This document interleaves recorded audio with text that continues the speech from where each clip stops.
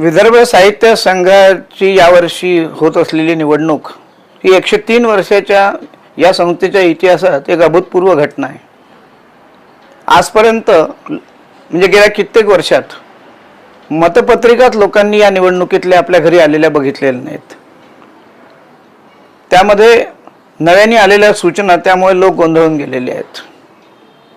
या सगळ्यांना कार्यकर्त्यांनी सहकार्य करून मतदान नीट व्हावं, भरपूर व्हावं, ते अवैध होऊ नये याचे गावोगावी प्रयत्न देखील चालवलेले आहेत आणि नागपूरपर्यंत मतपत्रिका आणून सुरक्षितरित्या टाकून देण्याची सेवा सुद्धा देणारे सेवाभावी कार्यकर्ते गावोगावी ती सेवा द्यायला तयार झालेले आहेत। हे एक अभूतपूर्व वातावरण आहे, कारण या संस्थेमध्ये आजपर्यंत इतका प्रचंड असंतोष विद्यमान पदाधिकाऱ्यांविरुद्ध 5 वर्ष संस्था चालवणाऱ्या कधीही निर्माण झालेला नव्हता। त्यामुळे 111 अर्ज आले कार्यकारिणीसाठी, 11 अर्ज आले अध्यक्षासाठी, वारंवार हे सांगून झालेलं आहे। हा प्रचंड असंतोष जो निर्माण झाला, हा का निर्माण झाला? कारण विद्यमान पदाधिकाऱ्यांचा जो नाकर्तेपणा आहे, शाखांशी तुटलेला त्यांचा जो संवाद आहे, लोकांना ही संस्था आपलीशी वाटू नये अशा रीतीने जी चालवली गेली आहे आणि साहित्य संघाची घटना काय, त्याचे उद्देश काय, आपण करतो काय, त्यात तफावत किती, याचं कुठलंही भान न बाळगता ज्यांनी ही 5 वर्ष संधी मिळाली होती त्याचं सोनं करायला हवं होतं, पण विद्यमान पदाधिकारी जे आहेत त्यांच्यासोबत त्यांच्या नेतृत्वात त्यांच्याच कार्यकारिणीतले 1/3 लोक निवडणूक लढवायला तयार नाहीत। 5 लोक निवडणुकीला उभेच नाहीत। एक जण उभे होते सद्गृहस्थ, त्यांनी आपला विड्रॉल देऊन द्यायला सांगितला। म्हणजे इतका कंटाळा तुमचा लोकांना का यावा? तुमच्याकडे जर सगळं चांगलं चाललेलं असेल तर मग विदर्भ साहित्य संघाच्या 6 अत्यंत महत्त्वाच्या आणि सक्रिय असलेल्या शाखांचे शाखाध्यक्ष आणि सचिव हे तर तुमच्या पॅनलमध्ये हवे होते ना। मग ते इकडे का, या विदर्भ साहित्य संघ वाचवण्याच्या पॅनलमध्ये का आले? तुमच्या परीक्षा समितीची 31 तारखेपर्यंत परीक्षा समितीची आमंत्रक असली, तिथे असलेली, जिला कामही करू दिलं गेलं नाही, त्यामुळे तिचं काम बंद करावं लागलं तिला, आणि तिला काम करण्याची इच्छा आहे ती भाग्यश्री बनहट्टी, ही इकडे का आली? म्हणजे तुमच्या कार्यकारिणीतल्या 8-10 लोक तुम्हाला 22 लोक जमवायची अडचण गेली आणि तरीही तुम्ही अध्यक्षपदाच्या उमेदवारीचा दावा करता। कोणती वाङ्मयीन दृष्टी आहे तुमच्याजवळ? कोणती दिशा देणार तुम्ही संस्थेला? काय जाहीरनामा आहे तुमचा? काय उद्दिष्ट आहे संस्थेची? त्यातलं काय झालेलं नाही आणि काय तुम्ही करणार आहे? काही सांगितलंय तुम्ही? केवळ मला इच्छा आहे अध्यक्षपदासाठी उभं राहायची म्हणून मला निवडून द्या असं होत नाही। 5 उमेदवार उभे आहेत। या 5 पैकी एक उमेदवार हे राजकारणी आणि व्यावसायिक यांच्या अभद्र युतीने उभे केलेले आहेत, ज्यांचा विदर्भ साहित्य संघाशी कधीही काडीचाही संबंध नव्हता, साहित्याचा गंध नाही, एक लेखक नाही, एक साहित्य त्यांच्या नावावर असण्याचं कारणच नाही, पण साहित्य चळवळीत नाहीत। मराठी भाषा, साहित्य, संस्कृती यांचं जतन संवर्धन म्हणजे काय, त्याला दिशा देणं म्हणजे काय, वाङ्मयीन चळवळीत कधी नसलेले लोक, कलात्मक चळवळीत नसलेले कधी लोक, साहित्याच्या चळवळीत नसलेले, असे वरतून पॅराशूटने कोणीतरी ड्रॉप केल्यासारखे आणि सरळ अध्यक्षपदावरती, ज्यांनी कधीही विदर्भ साहित्य संघाच्या कोणत्याही समितीमध्ये काम केलेलं नाही, कार्यकारी मंडळात काम केलेलं नाही, त्यामुळे त्यांच्या विरुद्ध सुद्धा एक प्रचंड मोठा असंतोष नाट्य परिषदेच्या ज्या संस्थेत त्यांनी चालवली। आमच्या सुरेश द्वादशीवरांनी तर फेसबुकवरती या उमेदवारांनी ज्या ज्या संस्था चालवल्या त्या कशा डुबल्या कशा बुडवल्या याच्यावरच एक पोस्ट टाकली होती। त्यांचे आमचे व्यक्तिगत संबंध अतिशय चांगले आहेत, त्यांच्या क्षेत्रामध्ये ते थोर आहेत, पूजनीय आहेत, वंदनीय आहेत, त्याबद्दल आम्हाला आदरच आहे, तो कायम राहील निवडणुकीनंतर, पण हे त्यांचं क्षेत्र नाही आहे हे लोक ओरडून ओरडून त्यांना सांगतायत। त्यांनी नितीन गडकरींच्या नावाने ही उमेदवारी आम्हाला अर्ज करायला लावला असं सांगितलं। आम्ही नितीन गडकरींना पाठवलेल्या पत्रात त्यांनी खुलासा करून दिला की माझा काही संबंध नाही। उलट राजकारणी, व्यावसायिक आणि साहित्य क्षेत्राबाहेरील लोक यांनी कधीही साहित्य संस्थात हस्तक्षेप करू नये अशी भूमिका त्यांनी लेखी मला दिलेल्या उत्तरात मांडली। आता आम्ही जे ऐकतोय ते तर फारच भीषण आहे। आम्ही जे ऐकतोय आणि जे ऐकतोय त्याचा पुरावा म्हणून एक मेसेजच मला जो आलेला आहे व्हॉट्सअपवर, तो मी वाचून दाखवतो। तो नाकारावा ज्यांना नाकारायचं त्यांनी। गिरीश गांधी यांच्या विजयासाठी बुलढाणा भाजपा कामाला।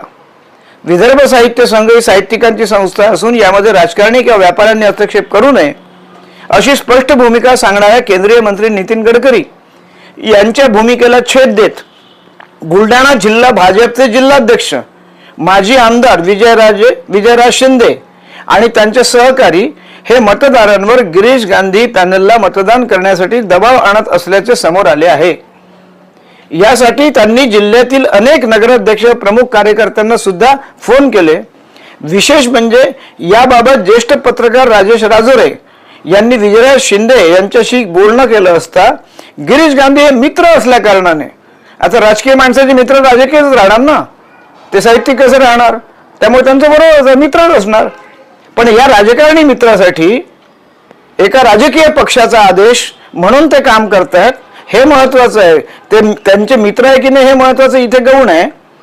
त्या कारणाने आणि त्यांनी 3-4 वेळा मदतीसाठी फोन केल्याने, फोन भाजपा अध्यक्षालाच का केला जातो हो, काँग्रेसच्या अध्यक्षाला का नाही केलं? तेही आहेत ना बुलढाणा जिल्ह्यात हर्षवर्धन सपकाळ, त्यांना का नाही केलं फोन? ते पण मित्र आहेत त्यांचे, जुने काँग्रेसवालेच आहेत ना सगळे, त्यांना नाही फोन केला? सत्तारूढ असलेल्या पक्षाच्या जिल्हाध्यक्षालाच मित्र फोन करतो, हेही मतदारांनी लक्षात घेतलं पाहिजे। त्यामुळे त्यांनी जेवढी मदत करत असल्याचं सांगितलंय। आता हे एक शीतावून भाताची परीक्षा। ठिकठिकाणी असे फोन गावोगावी चाललेले आहेत। मतदारांकडे मतपत्रिका आल्याबरोबर त्या ताब्यात द्या असं सांगितलं जात आहे, पक्षाचे आदेश असं सांगितलं जात आहे। जरा एकदा लेखी मागावे ना मतदारांनी, कुठे आहेत पक्षाचे आदेश म्हणून? कोणत्या पक्षाचे? पक्षाच्या महाराष्ट्राच्या अध्यक्षाचे आहेत का भाजपच्या, की केंद्राच्या अध्यक्षाचे भाजपच्या? कोणाचे आदेश आहेत? स्पष्ट का करत नाही, खुलासा का करत नाही? एवढे आरोप होतात तुमच्यावरती, एवढं वर्तमानपत्रात येतात आहे, एवढं आम्ही नितीन गडकरींना पत्र लिहितोय, एवढे ते खुलासे करतायत, एवढं आम्ही मुख्यमंत्र्यांना सांगतोय। त्या पत्रावर मी नंतर बोलणार आहे, मुख्यमंत्र्यांना पाठवलेल्या। पण सगळे मग लोक मूग का घेऊन आहेत? हे राज्य कोणाचं आहे, कोणासाठी आहे? या संस्था स्वायत्त ठेवायच्या आहे की सगळे गिळंकृत करायचे आहेत राजकारण्यांनी आणि केवळ प्रभावी पक्षांनी? कोणासाठी चाललंय हे सगळं? कोण आहे याच्या मागे? याच्या मागे बिल्डर, व्यावसायिक, राजकारणी आणि विदर्भ साहित्य संघाची कोट्यवधीची मालमत्ता ही फक्त हडपण्यासाठी एक अवाङ्मयीन, असाहित्यिक, वाङ्मयाचा गंध नसलेला, वाङ्मयीन दृष्टी नसलेला संस्थेला दिशा देण्याची कुवत, सामर्थ्य, क्षमता या मंडळींमध्ये आहे का? विचारा ना, प्रश्न विचारा, त्याची उत्तरं देऊ द्या, डिबेट करा, जाहीररित्या करा। हे तर आम्ही कितीदा सांगून झालेलं आहे। मग कोणतेच खुलासे होत नाही, कोणतीही भूमिका मांडली जात नाहीये।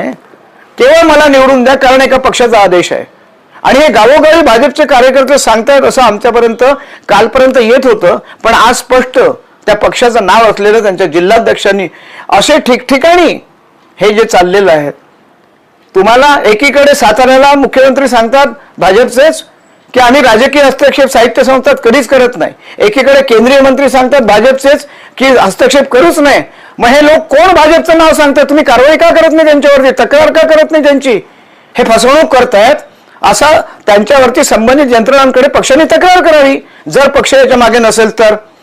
मग पक्ष हे करत नाहीये, पक्षाचे कार्यकर्ते खुलेआम ही संस्था ताब्यात घ्यायची आहे, कसंही करून आपल्याला विदर्भ हे सांगून मतं मागतायत।